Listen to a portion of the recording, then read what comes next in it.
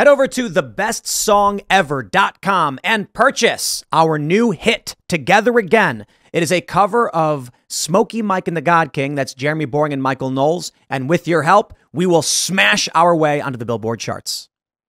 Let me pull up this story here from Politico. Trump allies and MAGA luminaries move to kill off the Haley for VP buzz. Haley's rise has prompted speculation she'd be a logical running mate for Trump. This is fake news.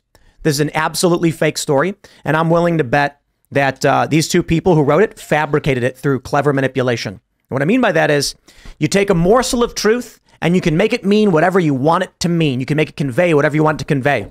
Take a look at this. The fervent effort to kill off Haley's buzz before it truly takes off has come from the former UN ambassador and ex-South Carolina governor is gaining momentum in the Republican primary. It has prompted speculation she'd be a logical choice as a running mate for Trump, who has maintained a wide polling lead, blah, blah, blah. Her rise has caught the attention of the former president, who has recently quizzed people outside his campaign for their impressions of Haley, according to three people familiar with the conversation. Quote, "What do you think of Nikki?" Trump had asked. It's not unusual for Trump to survey donors, outside advisors, and members of his Mar-a-Lago resort on personnel matters. He's also blah, blah, blah, blah, blah. What do they say? He pressed allies for the impressions of other Republicans, et cetera, et cetera. But Haley has been the subject of his most recent focus. Haley's polling surge has alarmed some staunch Trump confidants who are acutely aware the former president pays close attention to survey data, et cetera, et cetera. So they're referencing during a phone conversation with one ally about Haley, Trump indicated that he was aware of the criticisms of her, but nonetheless wanted to get this person's take about the former ambassador, according to a person familiar with the call. Here's what likely really happened. Donald Trump probably called someone and said, "Yeah, I'm hearing a lot of people in the media talking about it. Yeah, how are you doing?" These journalists then say the reason why Trump is not quoted here. If someone truly came to them, three people apparently familiar with this call, you'd think they would go, Donald Trump said, in fact, there's an earlier quote. "What do you think of Nikki?" Trump had asked. Where's the rest of what he said? Why? Because they don't want to get sued. Right. So I always explain this to people. The media will lie when they ask you for a quote. No matter what you say, they will find a way to make it the narrative they want. For example, a journalist contacts James O'Keefe and says, "We're going to write a story about you. It's a profile. I'm curious, what's your take on dogs?" And then James says, "I love dogs. I think dogs are fantastic. Who doesn't love dogs?" And they'll go, "Ooh, that's a quote we can't run. I got an idea." When asked about whether James O'Keefe liked dogs, he asked an intriguing question, seemingly confused, indicating, in fact, he may not actually like dogs at all. When they don't use quotes, they're lying to you. Well, this, like, what do you think of Haley? They don't say really anything other than it's on this supposed call. I mean, you could easily pull it from like a rally. Like, what if Trump walked out of a rally and was like, "What do you guys think of Nikki Haley?" And they all booed, right? Like, this could even be this anything. It's so random. Trump could have been on the phone with Steve Bannon, who knows? And then he's like, "Yeah, I saw what Tucker said about Haley, as if anyone actually cares.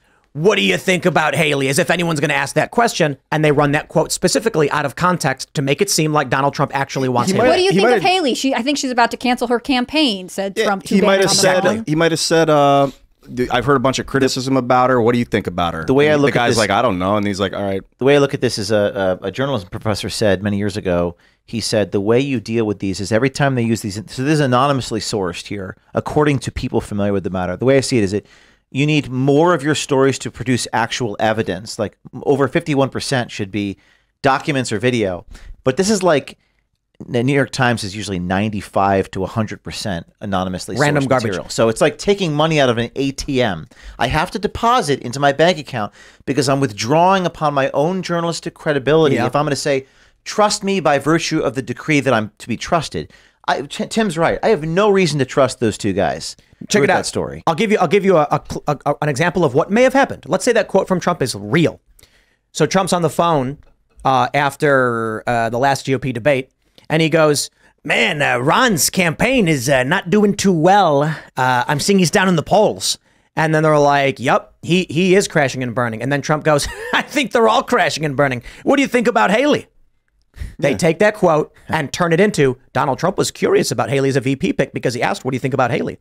It could have been in the context of him mocking the failure of other campaigns. We don't know. And I get this emails all the time, the very last second, or even like while they're publishing the story, they send me, the New York Times sends you this whole thing. And I call them up on the phone and record it and they hang up the phone.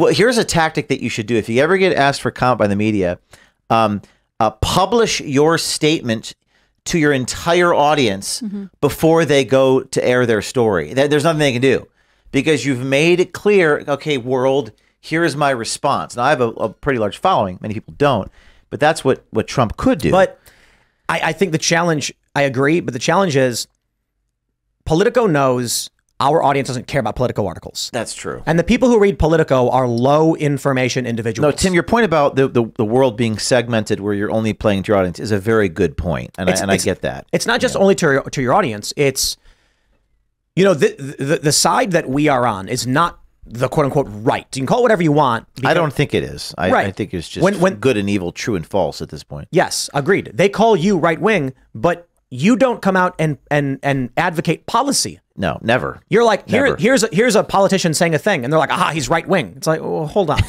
If he was coming out saying, I'm opposed to these policies in favor of these policies, so vote for this person. I have opinions on politics all day, every day. Yeah. So if they want to accuse me of something, fine, I get it. But I think it is the liars, the top-down control, and the ignorant versus those who want freedom, meritocracy, honesty, truth, etc. Yeah, I try to keep it very factual. Actually, there's plenty of facts. There's plenty of factually things to say, but that's fascinating. I love this sort of masterclass in going through an article. And one of the things that they also do is they'll send me an article, say, please comment, and then I'll give them a comment that's quite material to the circumstance, and they'll say James O'Keefe did not respond to what we was asked about. Well, it's like print what I said. If you really want to have fairness, which is all these journalists do, but I think. Yeah, I think it's a great exercise going through this like you're doing. I think if journalists, maybe if they want to get comments from now on, it should be live. The comments should be live. It should all be on a chat thing on a website where it happens in real time. You can't talk to them. Look, if they come to you and like, again, using the dog analogy, if they said, do you support the working class? And you go, absolutely, I support the working class. Instead of writing your quote, they'll say, Ian sarcastically mocked working class people and asked if he supported them. And you'll be like, well, no, I didn't. I said I supported them. And they'll be like, yeah, sarcastically. Yeah, I think the age of relying on someone else to represent you is over, man. You got to represent yourself. I mean, one of the other issues is that if you feel like you can't talk to the press, right? They'll go to the person who will feel like they can talk to them, which is typically someone who feels like they have a friendly relationship with the publication. So you're getting a biased viewpoint because someone who's like, I don't trust you. You're always trying to represent me in a negative way. You're always saying I hate the working class, whatever. They're ultimately going to pull away. And so the narrative becomes more insulated that way. Yeah. One of the things that they do is they call themselves credible. There was one story we did. So Anderson Cooper, this guy from the Washington Post, Jacob Bagage is his name. He literally looks like Humpty Dumpty. He's got his oval face. And Bagage says, well, Anderson, we're credible journalists. So they say we're credible sources. So they rely upon this virtue that they've assigned to themselves, that they are credible by virtue of their own decree that they are that way. And their anonymously sourced stuff is permitted to contradict incontrovertible evidence. And that's why I go back to this trust thing. It's just the experts, the credible sources. And now, but you're making a good point is incontrovertible evidence incontrovertible because it could be it could be a deep fake. Well, right? I think the issue is you're right about verification. Our side will always appreciate verification, sourcing, and will seek out those they can trust, those who are willing to admit they're wrong. I hate saying that it's our, but there is a group of people. It's a way of behavior. It's a way of behavior. And then values. There are people who, look, this is why we like Marianne Williamson, and when we're grateful that she came on, because she is a good person, and I believe she's an honest person. She openly talked about her views, but she gets her news from bad sources. Not anymore. Not after last night. Well, it improves, yeah, and that's why we're grateful she comes on. But when it was a really amazing moment last night when we showed Marianne Williamson the whiteness contract from the book Not My Idea, she almost cried. She had never seen it before. And so she's getting this narrative about banning books, and she's like, oh, Republicans are crazy. But the problem with Marianne's source of information is that she's likely hearing secondhand opinions from someone who watched CNN and MSNBC. Whereas James is actually recording people saying the words and publishing them. She then hears her friend go, oh, James O'Keefe fabricated that video. And she goes, wow. Then when she gets into a political debate, someone says, didn't you see the video from James O'Keefe? I shouldn't say Marianne, but the liberal will then go, he fabricated that. Yeah, but What are you talking about? there are Where'd you going hear to be that? a substantial minority of people whose minds have actually been changed. Like I hired this guy named Jason Watkins. He's a professor at ASU Journalism School, Tim. He teaches journalism at the Cronkite School. He used to be a leftist. His mind was actually changed. Am I making this up? My colleagues.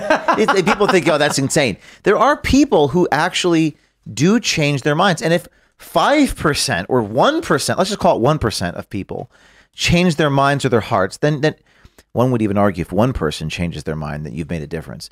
So I don't think you need to affect the majority of people. And of course, there's some people say it's a fake thing, but all right, here we go. Not being angry too is a real big part. I bet the founding fathers weren't angry guys. They strike me as like really level-headed dudes. No, some of them were super angry. Thanks for watching this clip from the Timcast IRL podcast. Hang out with us live Monday through Friday at 8 p.m.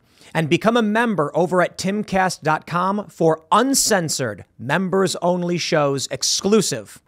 Thanks for hanging out, and we'll see you all next time.